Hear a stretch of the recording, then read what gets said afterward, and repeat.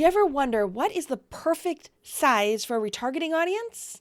Well, I've got the answer for you today. My name's Leanna, and I'm a paid media buyer, which basically means I buy ads for other people to help them get more clients or sell more services.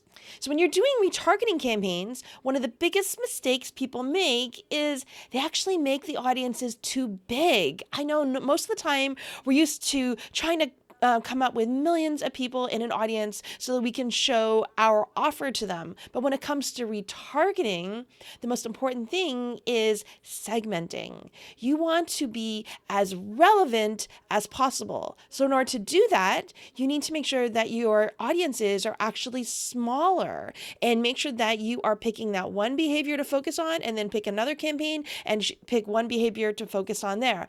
That's really how the pros do it.